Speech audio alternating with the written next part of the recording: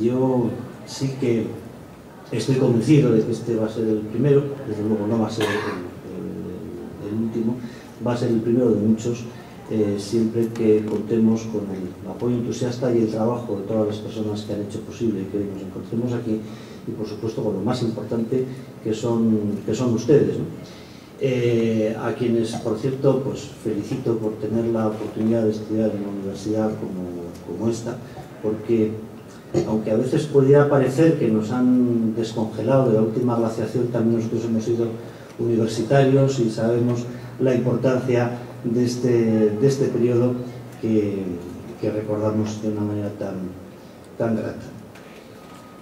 Si ustedes dijeran dónde han estado, pues hemos estado en el Campus FAES. ¿Y de qué han hablado? Pues de las ideas en política. Pues podrían decir, ¿y qué han dicho? Dice, pues que son partidarios.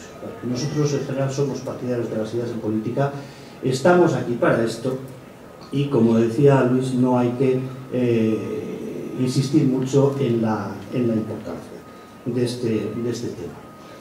Ahora bien, tenemos que hablar de las ideas en política en un momento en el que la política, yo creo que está especialmente desprestigiada. La política se considera a estas alturas como una actividad de dudosa reputación en muchos lugares, y a los políticos una especie de casta ya por principio sospechosa por el hecho de dedicarse a esa actividad. En todo caso, la política se presenta casi en el mejor de los casos como una especie de mal necesario, que entre otras cosas en este momento sirve para que sociedades profundamente afectadas por la crisis, una de ellas puede ser la española, pues descarguen su ira y sus reproches que naturalmente tienen en muchos casos un fundamento claro en la realidad. Bueno, yo creo que las ideas efectivamente están en crisis. Probablemente siempre las ideas tienen que estar en crisis porque nunca podemos dar por acabado ningún sistema teórico ni ideológico, pero también es verdad que estos son unos tiempos tal vez especialmente complicados, especialmente duros, especialmente difíciles para las ideas. Yo creo que hay muchos factores en todo ello, que de numerosa actualidad y que a ustedes les sonarán, que tienen que ver con procesos culturales y políticos que se ven dando desde hace ya bastante tiempo, ¿no? Por un lado, también se refería Luis a ello, la idea del final de la historia, que a partir del artículo de Fukuyama, el sociólogo y del politólogo norteamericano, es una idea que causa estado, ¿no? Después de la caída del muro, después del fin del totalitarismo soviético, la idea de que ya no va a haber una confrontación ideológica global y que por lo tanto en lo más que podemos competir es cómo administramos un mismo sistema. Eso abre las puertas efectivamente al pragmatismo, eso abre las puertas o produce una caída de la tensión intelectual hasta que los acontecimientos iniciales del siglo nos devuelven a una realidad que es mucho más compleja de la que podíamos esperar. Son los atentados contra las Torres Gemelas y contra el Pentágono, los atentados del 11S, y es a continuación, unos años después, una profundísima crisis financiera global que realmente nos devuelven, nos rescatan a la política, y a la política en los términos más dramáticos, más acuciantes, cuando pensábamos que íbamos a únicamente competir por administrar un gran consenso global sobre un único sistema de libertades. Pero es evidente también que se ha producido una fragmentación en los intereses de los votantes y de los electores. Ya difícilmente las elecciones se plantean sobre la base de la confrontación de dos modelos de sociedad, sino que estamos hablando de audiencias políticas mucho más fragmentadas en partidos y en grupos de votantes de single issue, preocupados y movilizados por una inquietud determinante que puede ser el ecologismo, que puede ser el tratamiento de las pensiones a los jubilados, y eso empiezan a aparecer partidos de cierto modo que forman una especie de mosaico político en estos países, alentados por un único tema de interés, casi una especie de monocultivo político, en vez de los grandes partidos o los partidos tradicionales que intentaban cubrir todos los aspectos de lo social. De esta misma manera, las grandes ideologías, los grandes sistemas ideológicos están siendo sustituidos por otros relatos, digamos, de sustitución, que no tienen una pretensión, digamos, de globalidad, pero que tienen una gran capacidad de movilización o pueden tener una gran capacidad de movilización. Piensen, por ejemplo, ustedes en el ecologismo, piensen ustedes, por ejemplo, en el feminismo, piensen ustedes, por ejemplo, en el nacionalismo en el sentido europeo, ¿no? En todos estos tres temas, aquí no estamos hablando, aunque pueda haber conexiones, más con la izquierda, con la derecha, no estamos hablando del marxismo-leninismo que cree saber dónde están las leyes de la historia, cómo se aplican y a dónde nos van a conducir. Estamos hablando, digamos, de relatos parciales, pero con una gran capacidad de movilización.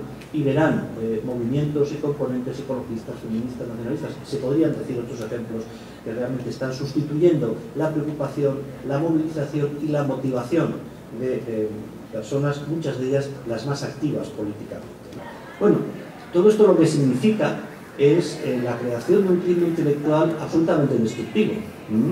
Es decir, si al final la familia es un artefacto de dominación machista, si al final la educación no es más que un artificio para que unas clases se impongan a las otras, si el lenguaje lo que hace es encubrir realidades de poder y no es un sistema que sirve para comunicarnos, si al final el propio lenguaje no tiene sentido, ustedes prueben a repetir mucho una palabra, muy rápidamente y muy seguido una palabra, y verán cómo pierde el sentido. Eso es un juego que todos hemos hecho de pequeños en algún momento, que pierde el sentido. Por lo tanto, si nada carece de sentido, al final, ¿qué es lo que cabe? Soluciones individuales. Es decir, que cada uno intente vivir su vida como mejor pueda y que adopte sus decisiones vitales en función de un concepto de libertad que también ha cambiado y ha cambiado radicalmente.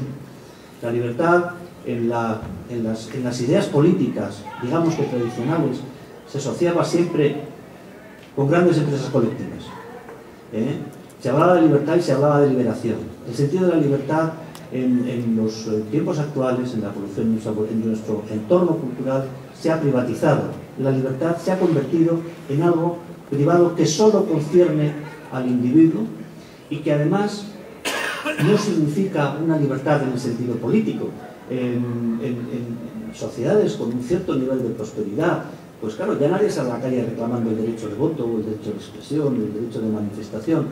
Se entiende la libertad como transgresión individual, como una capacidad, como el derecho, digamos, ilimitado y sin restricciones a la expresión de todo tipo de deseos, ¿no? Y al final la libertad se convierte, la reivindicación de la libertad se convierte en la reivindicación de la identidad, ¿no?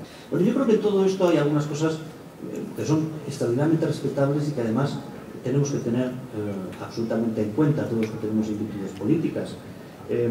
Vivimos en democracias representativas que tienen que dirigirse a grandes masas de población, afortunadamente, porque eso significa que hay mucha gente, que el derecho de voto es universal y por tanto los medios de comunicación que tienen su propio lenguaje son un elemento indispensable a la hora de hacer política. Otra cosa será la tiranía mediática.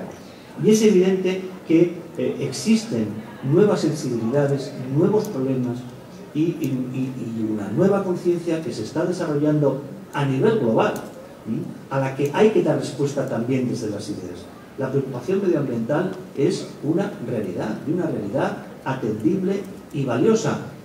Que nos tenga que llevar al ecologismo es otra cuestión, pero hay que dar respuesta a esa preocupación, de la misma manera que hay que dar respuesta a aspiraciones expresadas desde lo que es un feminismo que no hay por qué compartirlo, pero que pueden expresar una reivindicación ante la que no se puede tener los ojos cerrados, forma parte de la política moderna y forma parte del enriquecimiento que un discurso político que quiere merecer la confianza del mayor número de ciudadanos tiene que articular.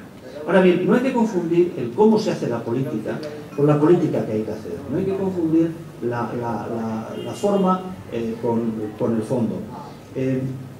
Y por otra parte, es verdad que no vamos a derramar muchas lágrimas, porque, por ejemplo, el comunismo, el gran relato político del siglo XX, y digo lo de gran, es decir, por sus consecuencias, haya caído.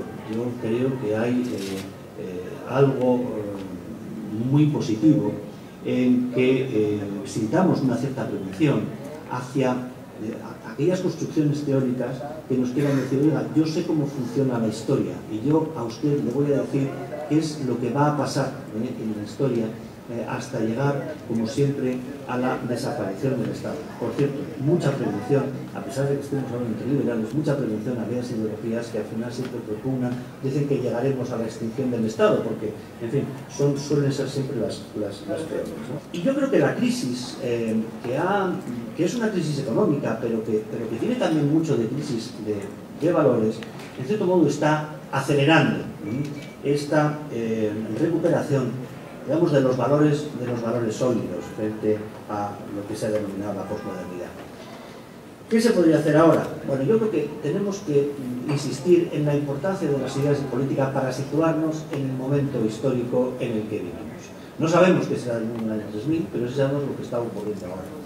Yo creo que, para empezar, tendríamos siempre que recordar los pilares de nuestro mundo. Que es un mundo, se recordaba, es un mundo exitoso, es un mundo que ha progresado, es un mundo que genera cultura, es un mundo que genera tecnología. Y estos pilares son relativamente pocos. Estamos hablando del Estado de Derecho, estamos hablando, por tanto, del Estado y de un orden jurídico, de un orden normativo objetivo al que sometemos nuestras competencias. Estamos hablando de la democracia representativa. Desengañémonos, la democracia es la democracia representativa. Oirán hablar de democracia participativa, de democracia orgánica, de democracia popular. Nada de esto ha sido más que el artilugio de las peores dictaduras. Democracia representativa, sobre la base del sufragio universal, directo y secreto. Un hombre, un voto. Economía de mercado.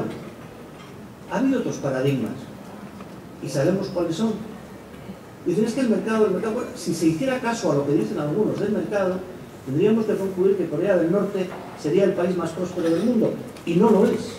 Por tanto, en todo esto, habría que volver a insistir en algo que estoy seguro que habrán oído ya hasta la saciedad, y otro que viene con lo mismo. Bien, vuelvo con lo mismo. Las crisis tienen mucho de oportunidad, y esta crisis no solamente es un desafío, es una gran oportunidad para que podamos renovar desde estos presupuestos de democracia y de libertad, para que podamos renovar las ideas políticas.